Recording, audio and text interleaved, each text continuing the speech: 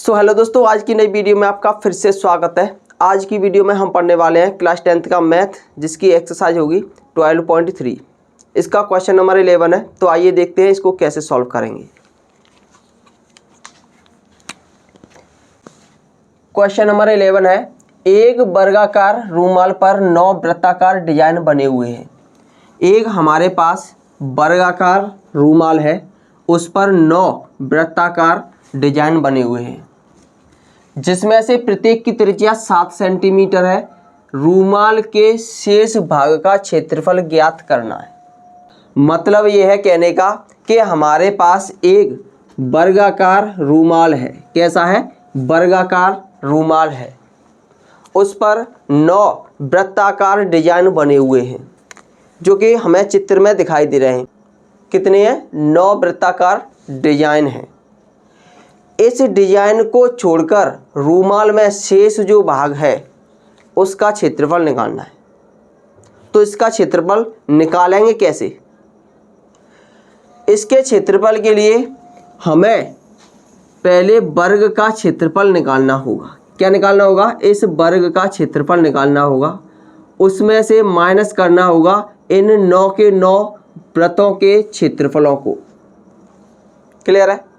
तो सबसे पहले हम इस वर्ग का क्षेत्रफल निकालेंगे, लेकिन क्वेश्चन ये उठता है कि वर्ग का क्षेत्रफल निकालेंगे कैसे, है ना? वर्ग का क्षेत्रफल निकालेंगे कैसे? क्योंकि हमारे पास तो इसकी भुजा का मान ही नहीं है ना? इसकी भुजा का कोई मान नहीं है हमारे पास। तो उसके लिए क्या करेंगे? हमें पता है कि प्रत्येक वृत्त की त्रिज्या कितनी है? 7 सेंटीमीटर है। प्रत्येक वृत्त की त्रिज्या यानी कि हमें दिया है प्रत्येक वृत्त की त्रिज्या कितनी दी गई है? 7 सेंटीमीटर है। कितनी है? 7 सेंटीमीटर है। क्योंकि हमें पता है प्रत्येक वृत्त की त्रिज्या 7 सेंटीमीटर है। अगर प्रत्येक वृत्त का व्यास देखेंगे तो कितना है? 14 सेंटीमीटर हो जाएगा। कितना हो जाएगा? 14 सेंटीमीटर। मतलब यहाँ से यहाँ तक ये 14 सेंटीमीटर हो गया। इसका व्यास भी 14 सेंटीमीटर हो जाएगा और इसका व्यास भी 14 सेंटीमीटर हो जाएगा। यानी कि अगर हम इन तीनों को जोड़ दें तो वर्ग की भुजा निकल आएगी। 14 + 14 + 14 कितना हो जाएगा? 42 सेंटीमीटर। इसका मतलब यह है कि इस वर्ग की भुजा कितनी आ गई? 42 सेंटीमीटर आ गई। तो सबसे पहले लिखेंगे वर्ग की भुजा। अब चाहे हम इधर से निकालें या फिर इधर से निकालें, इधर से निकालेंगे तो भी देखेंगे तो यहाँ से इसका व्यास कितना होगा? 14 सेंटीमीटर होगा। इसका व्यास कितना होगा? 14 सेंटीमीटर होगा और इसका व्यास भी 14 सेंटीमीटर होगा। मतलब ये है कहने का इस पूरे वर्ग की भुजा कितनी हो जाएगी? ये यहाँ से यहाँ तक 14 और 14 28 और 14 42, यानी कि वर्ग की भुजा हो जाएगी 42 सेंटीमीटर। अब इसका क्षेत्रफल निकालने में हमें आसानी होगी।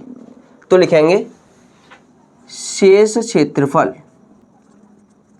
अगर हमें शेष क्षेत्रफल निकालना है उसके लिए निकालना होगा हमें वर्ग का क्षेत्रफल। माइनस करेंगे, क्या करेंगे? 9 वृत्तों का क्षेत्रफल। 9 × वृत्तों का क्षेत्रफल। क्लियर है? तो हम जानते हैं वर्ग का क्षेत्रफल कितना होता है? वर्ग का क्षेत्रफल होता है भुजा स्क्वायर।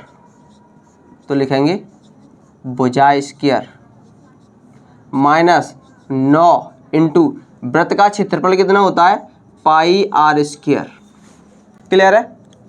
अगर हम यहाँ पे इसके मान रखें तो ये हो जाएगा, भुजा कितनी दी गई है?